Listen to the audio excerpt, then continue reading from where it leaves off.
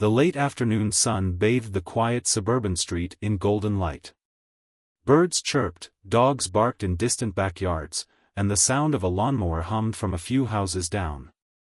But none of that mattered to Margaret Johnson.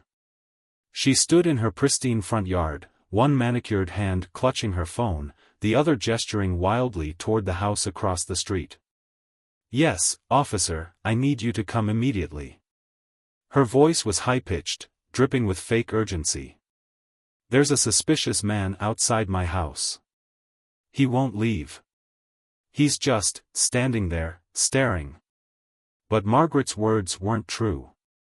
Across the street, David Carter wasn't staring at anything. He wasn't causing trouble. He wasn't even looking in Margaret's direction. The middle-aged man was simply in his front yard, wearing old jeans and a t-shirt, kneeling in the dirt, pulling weeds from his flower bed. Yet Margaret, arms crossed and nose in the air, watched him like a hawk.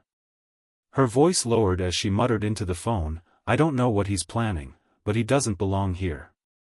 David had lived in this neighborhood for 5 years. He had never spoken more than a few words to Margaret.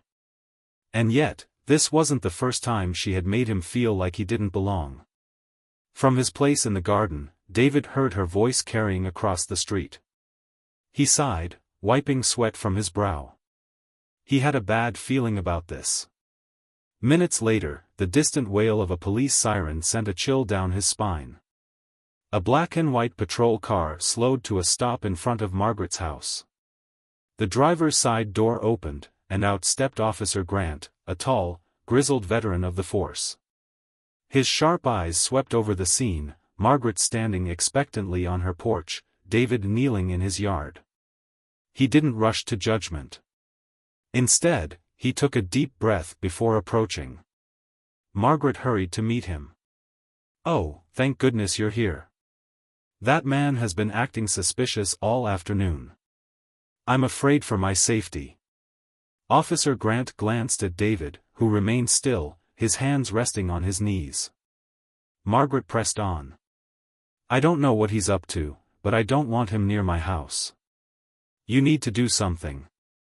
A heavy silence settled over the scene. The officer studied Margaret, then turned toward David. The tension was thick enough to cut with a knife. Then, in a firm but calm voice, Officer Grant asked the question Margaret never expected. "Ma'am, can you tell me exactly what this man has done wrong?" David looked up, his expression unreadable. Margaret's confident smirk wavered. She blinked. Stammered. Suddenly, she wasn't so sure of herself anymore. For the first time, it seemed the story wasn't going the way she had planned. Margaret's mouth opened, then closed. Her confidence, so evident just moments ago, flickered like a candle in the wind. What do you mean?" she asked, forcing a nervous chuckle. Officer Grant didn't waver. His hands rested on his belt, his expression unreadable. He had dealt with countless calls like this before. Calls where the accuser struggled to provide a real reason for their panic. "I asked," he repeated, voice calm but firm, "what exactly has this man done wrong?" Margaret's face flushed red. "He's been standing there for a long time. Just watching." Grant arched an eyebrow and turned his attention to David, who had remained quiet. The man sighed, pushing himself up from the ground. He dusted the dirt off his hands and walked forward, stopping a few feet away. "Officer, I'm in my own yard. I'm just taking care of my plants." Grant nodded slowly. "I see that. And how long have you lived here?" 5 years. Margaret scoffed, folding her arms. "That doesn't mean anything. Just because someone lives here doesn't mean they belong here." A heavy silence followed. Even Margaret seemed to realize the weight of her words too late. Grant inhaled deeply through his nose. His patience was wearing thin.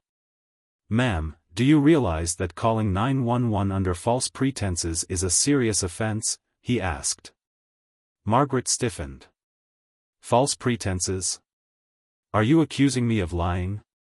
I'm asking if you have a legitimate reason for involving law enforcement. Because so far, I don't see one. David remained silent, watching the exchange carefully. He'd learned long ago that men like him had to pick their battles. Margaret's voice rose, desperate now. I called because I felt unsafe. That should be reason enough. Officer Grant exhaled slowly, shaking his head. Feeling uncomfortable is not the same as being in danger, ma'am. Margaret's face contorted in frustration.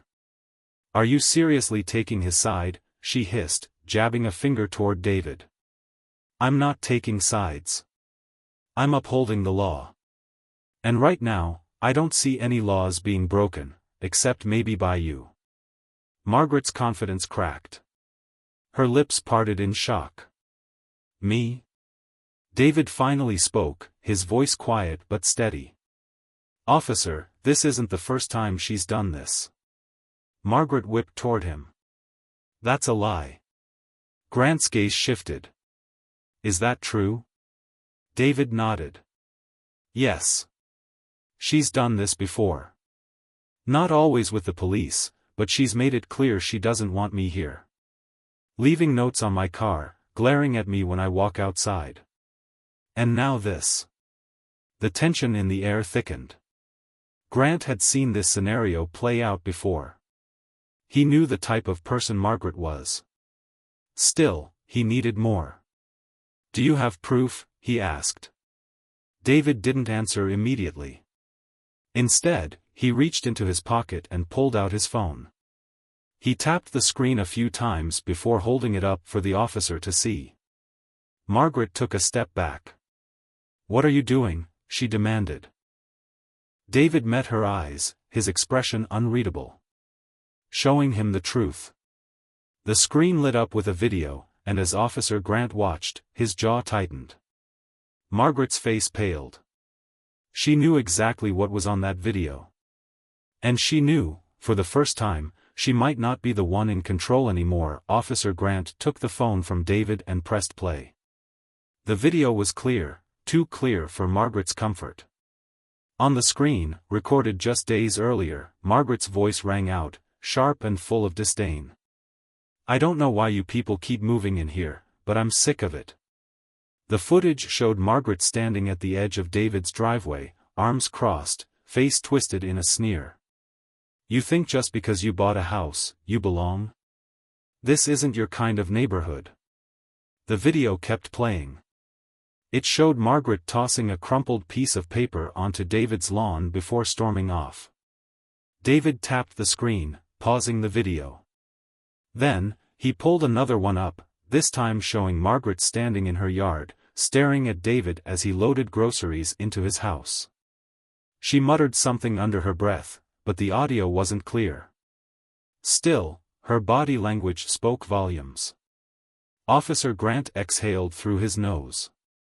He'd seen enough. Margaret's face turned red. That video doesn't prove anything, she stammered. You can't hear what I'm saying. Grant gave her a look. You're right, I can't. But the first video is pretty clear. Do you deny saying those things? Margaret opened her mouth, but nothing came out. David crossed his arms. This has been going on for months.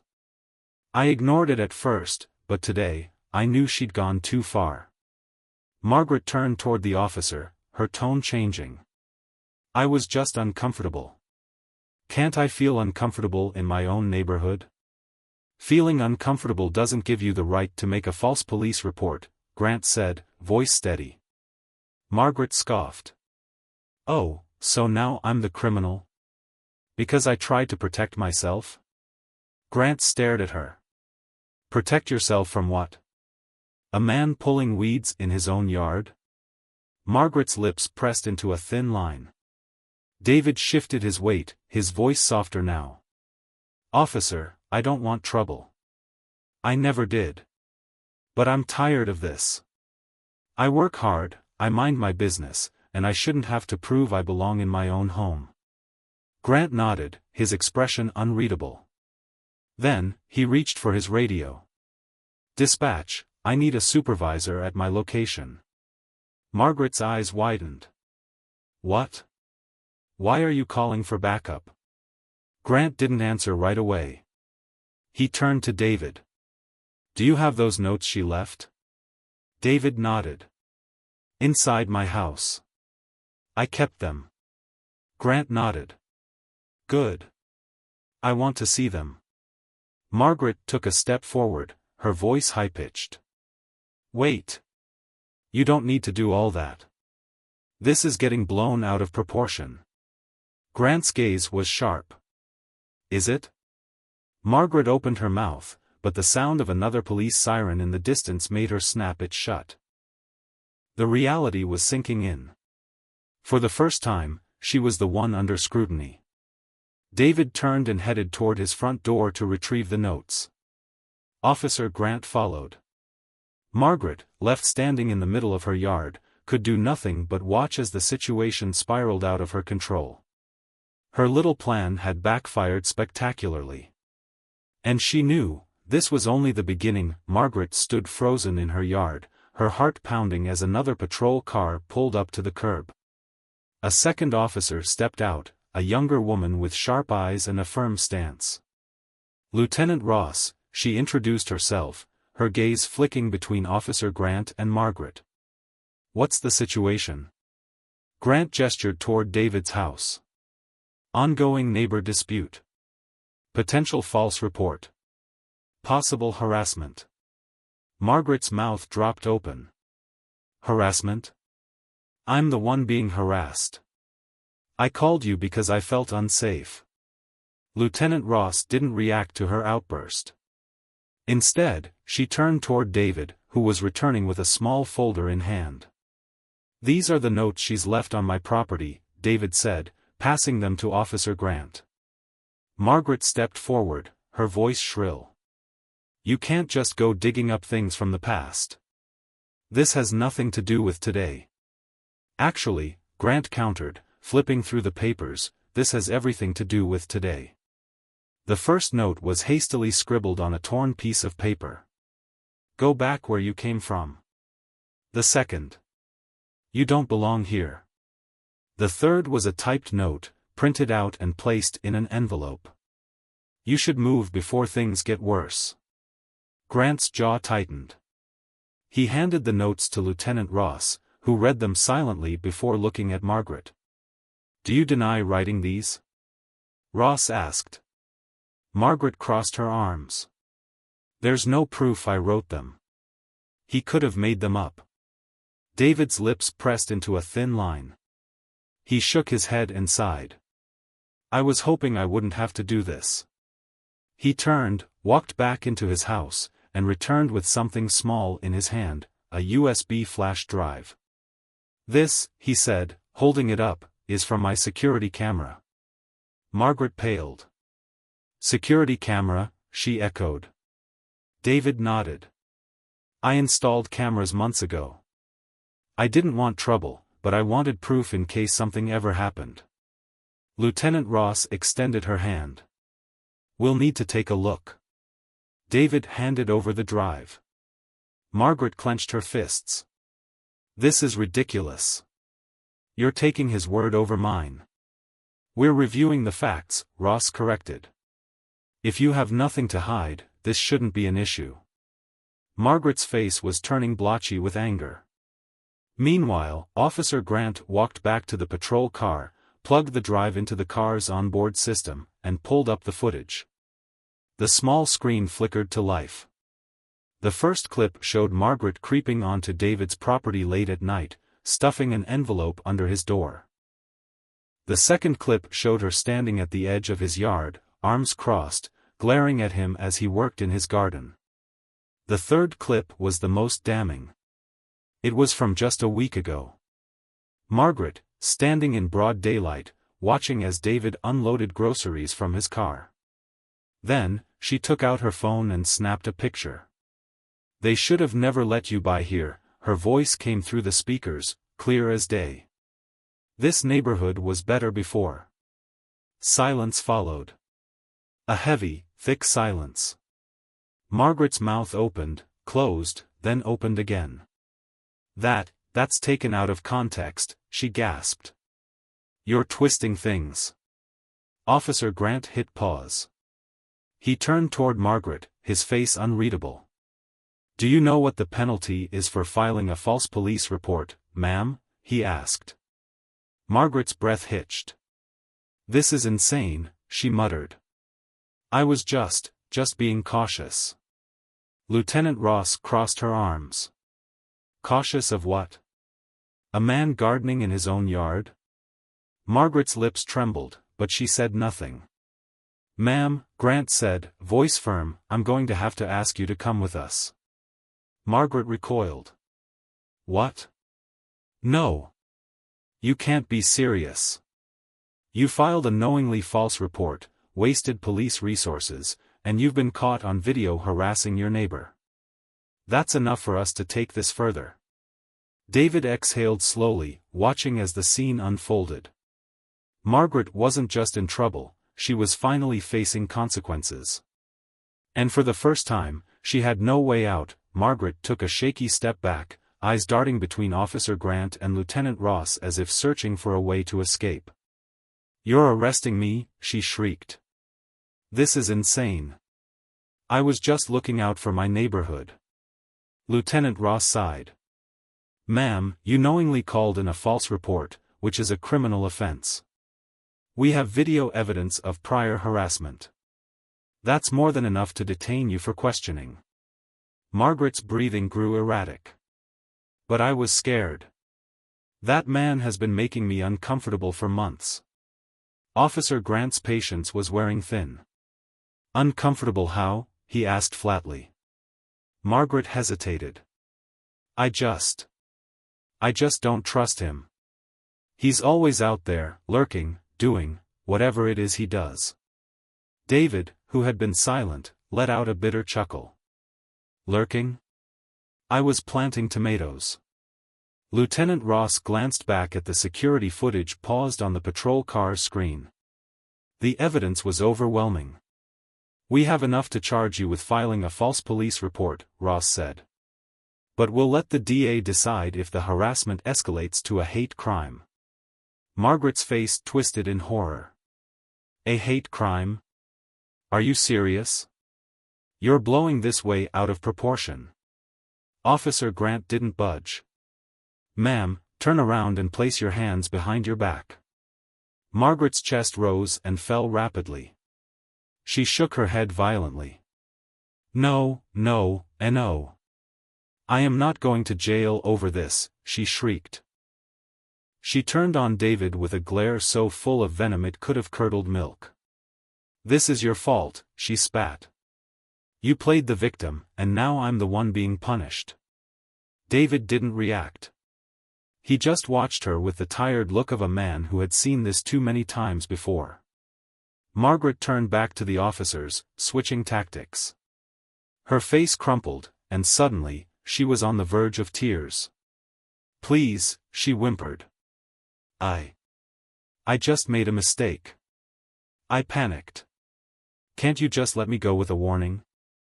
Officer Grant remained unmoved. "A mistake is dialing the wrong number, ma'am. What you did was intentional." Lieutenant Ross stepped forward. "Turn around, ma'am." Margaret let out a strangled noise. "I'll sue," she cried. "I'll take this all the way to court. You'll lose your jobs for this." Officer Grant let out a short laugh. "Good luck with that." Realizing she had no other choice, Margaret's shoulders slumped. Slowly, she turned around. The moment the cold metal of the handcuffs clicked around her wrists, she let out a whimper. "This isn't fair," she whispered. David watched as she was led toward the patrol car, her head hanging low. For years, Margaret had treated him as if he didn't belong. She had looked at him with suspicion, as if his very existence was a threat to her comfort. Now, she was the one being taken away. Officer Grant turned back to David. "I'm sorry you had to deal with this for so long," he said sincerely. "I wish more people would document these things like you did. It makes all the difference." David exhaled, his posture finally relaxing. "I just wanted to be left alone," he admitted. Lieutenant Ross nodded. "We'll file a report. You might want to get a restraining order, just in case." David considered that for a moment before nodding. "Yeah," he murmured. "I think I will." Margaret, now seated in the back of the patrol car, glared out the window. Even in defeat, her eyes burned with resentment. But none of it mattered anymore. For the first time, she wasn't in control. And David? For the first time in a long while, he felt like he could finally breathe. Margaret sat stiffly in the back of the patrol car, her hands bound in cold steel cuffs. Her breath was shallow, panic setting in. She had never imagined this would happen, not to her. She twisted in her seat as Officer Grant and Lieutenant Ross spoke quietly near their vehicles. "This isn't real. This can't be happening." The humiliation burned inside her. Neighbors peeked from behind their curtains. A few stood in their yards, whispering. A couple even had their phones out, recording. She couldn't let this happen. "Officer," she called, her voice trembling. Lieutenant Ross turned, raising an eyebrow. "Please," Margaret said, her tone desperate now. I lost my temper. I made a mistake. I wasn't thinking clearly. Just let me go, and I promise, this will never happen again." Ross exchanged a glance with Grant before approaching the car. "Let me ask you something, ma'am," Ross said, her voice measured. "Are you sorry for what you did, or are you just sorry you got caught?"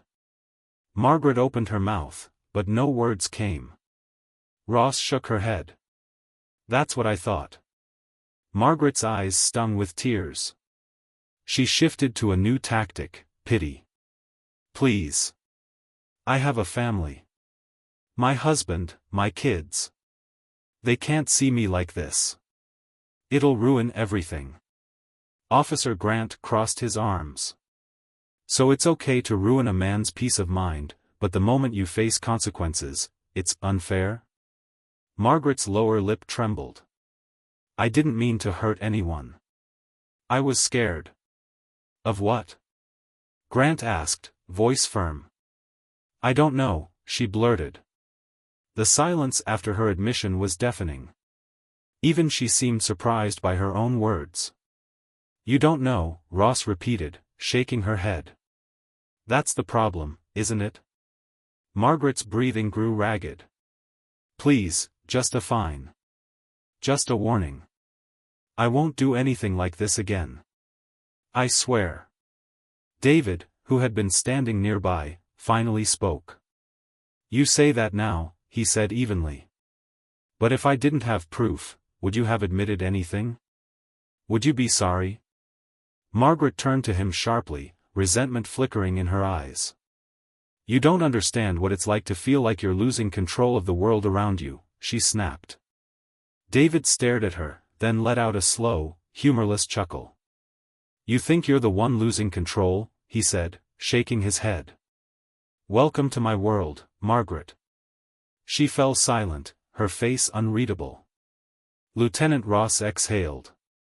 "Here's what's going to happen," she said, her voice steady. "You'll be taken to the station, processed, and given a court date.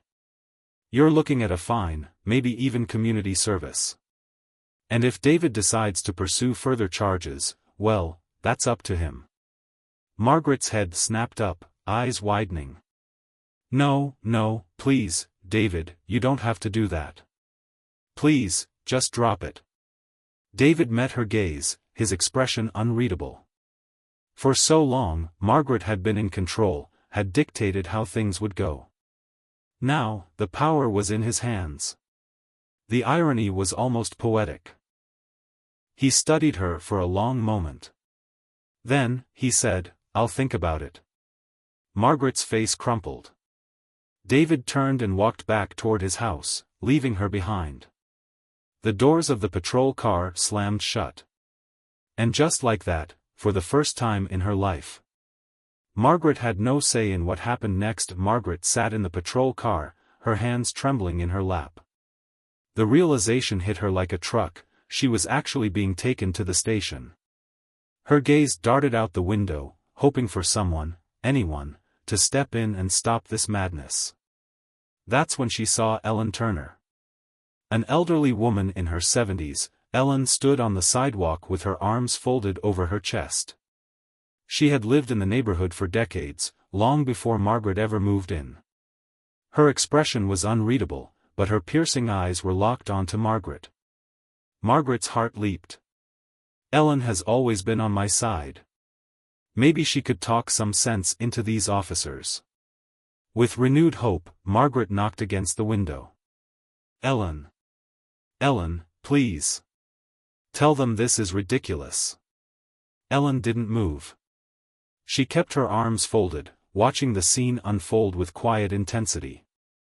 Lieutenant Ross noticed the exchange and stepped over to her. "Ma'am, do you need something?" she asked. Ellen nodded. "Actually, yes. I'd like to give a statement." Margaret exhaled in relief. Finally, someone who understood her. "Oh, thank goodness, Ellen. Tell them how I was just looking out for the neighborhood." Ellen's sharp gaze cut to Margaret. "Looking out for the neighborhood," she repeated, voice laced with disbelief. Margaret blinked. "Yes. You know I've always been concerned about keeping things safe around here." Ellen's lips pressed into a thin line. Then, she turned to Lieutenant Ross and said words that sent a chill down Margaret's spine. "I've lived here for over 30 years. I've seen a lot of neighbors come and go. And I've seen Margaret harass David from the moment he moved in." Margaret's stomach dropped. "What?" she gasped. Ellen ignored her and kept speaking to Ross. "I saw her leave those notes on his car. I heard the things she said to him when she thought no one was listening. The dirty looks, the whispered insults, the way she made sure everyone in the HOA saw him as a problem instead of a person." Officer Grant stepped closer. "Ma'am, you're saying this isn't an isolated incident?" Ellen's jaw tightened. "This has been going on for years. I should have spoken up sooner, but I thought David could handle it on his own. But now? Now, I realize I was wrong to stay silent." Margaret pounded her fists against the seat. "You're lying. You're making me sound like some kind of monster." Ellen finally turned to her, eyes full of quiet disappointment. "I don't have to make you sound like anything, Margaret," she said simply. "You did that all on your own." A stunned silence followed. David, standing near his porch, let out a breath he hadn't realized he was holding. For so long, he had been dealing with Margaret's harassment alone. Now, for the first time, someone was publicly standing by him. Lieutenant Ross nodded. "We'll be adding your statement to the report, ma'am. Thank you for speaking up." Ellen nodded, then looked back at David. "I'm sorry for not saying something sooner," she said softly. David gave a small nod. "Better late than never," he murmured. Margaret, meanwhile, was unraveling in the back seat of the patrol car. "This is crazy. This is all some big misunderstanding," she wailed. Officer Grant turned toward her. "No, ma'am. This is accountability." Margaret's breath hitched. As the second patrol car pulled away from the curb, taking Margaret toward the station, the neighborhood watched in silence. For once, she wasn't the one making the rules. And for the first time in a long while, David finally felt heard. Margaret sat rigidly in the back of the patrol car, her pulse hammering in her ears. The tires rolled over the smooth pavement, each passing second bringing her closer to a reality she never thought possible, facing actual consequences for her actions. Her mind raced. This isn't happening. This can't be happening. She had always been in control. She had always won. But now, she was trapped behind thick glass, handcuffed, humiliated, and completely powerless. At the police station, Officer Grant led her inside. The bright overhead lights made her feel exposed, stripped of her usual superiority. She caught glimpses of officers glancing at her, some barely hiding their smirks. "They're enjoying this," she thought bitterly. Lieutenant Ross stood at the intake desk, filling out the report. "You're being charged with filing a false police report," Ross stated, her tone unreadable. "And based on witness statements and video evidence, you may also face harassment charges. You'll be released with a court date." Margaret's breath hitched. "Court date?" Ross gave her a look. "Actions have consequences, ma'am." Margaret clenched her fists, her nails digging into her palms. Consequences. That word had never applied to her before. Her thoughts were interrupted when she heard a voice behind her. "Ma'am, your lawyer is here." Margaret's head snapped up. Finally. Someone who could put an end to this madness. She turned, expecting to see her longtime attorney, Mr. Simmons, the man who had helped her avoid trouble before. But instead, standing at the entrance, was her husband. Oh no. John Johnson was a tall, broad-shouldered man with graying hair and tired eyes. He walked in slowly, looking more disappointed than angry. "John." Margaret gasped. "Thank God. Tell them this is all a huge mistake." John didn't respond right away. He glanced at Officer Grant, then at Ross, then finally at his wife. "I got a call from Ellen," he said quietly. Margaret felt her stomach drop. "She told me everything," he continued. "The videos. The notes. The way you've been treating David. I didn't want to believe it at first." Margaret forced a dry laugh. "Oh, come on, John. You know how Ellen is. She's probably making this worse than it is." John's face remained unreadable. "Is she?"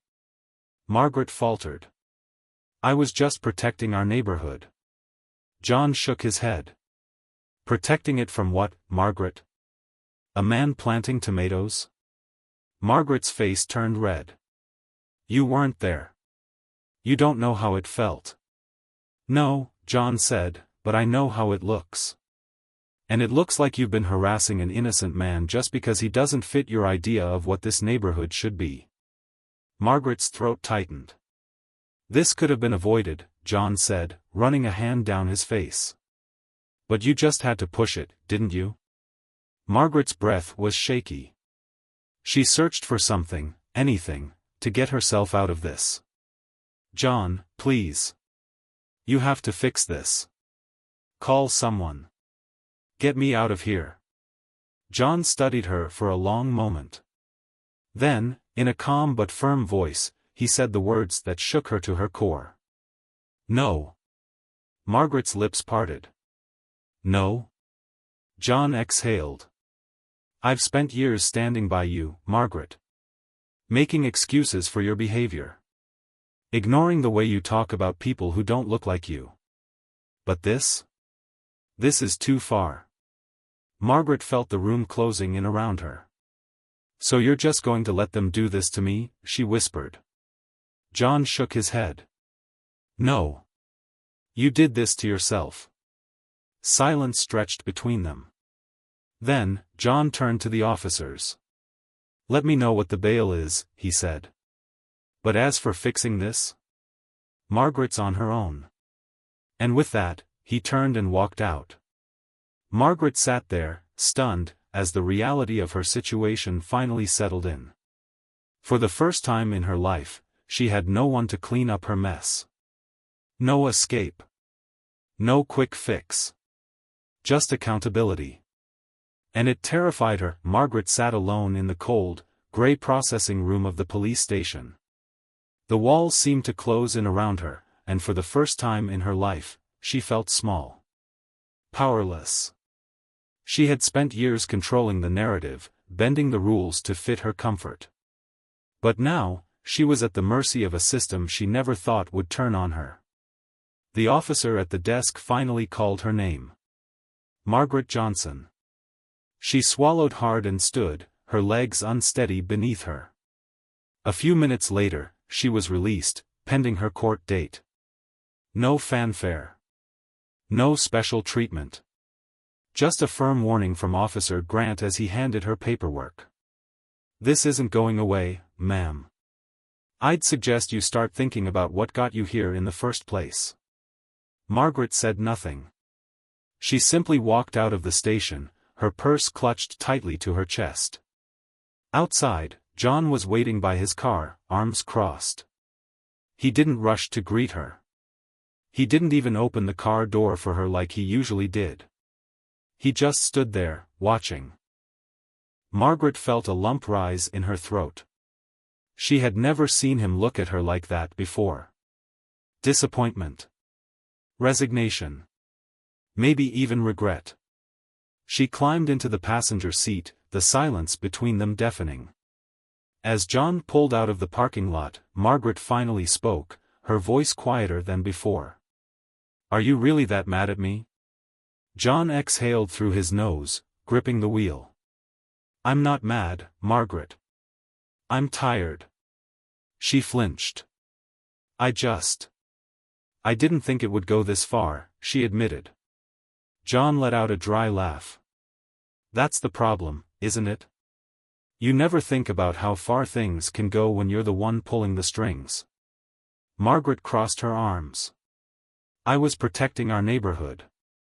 John shook his head. "No, Margaret. You were protecting your idea of what the neighborhood should be. And in doing that, you made an innocent man's life hell." Margaret turned to look out the window, guilt creeping up her spine. David's house passed by in a blur. His front yard, where she had called the police on him. Where she had glared at him. Whispered about him. Left those awful notes. For the first time, she saw it differently. Not as her neighborhood. Just a neighborhood. One she had tried so hard to control, she never stopped to think about how she was hurting the people who lived in it. "You know," John said, breaking the silence, "David told me something before I left the station." Margaret frowned. "He talked to you?" John nodded. "Yeah. He told me he's not pressing charges for harassment. He's only going forward with the false police report charge." Margaret blinked. "Why would he do that?" John shrugged.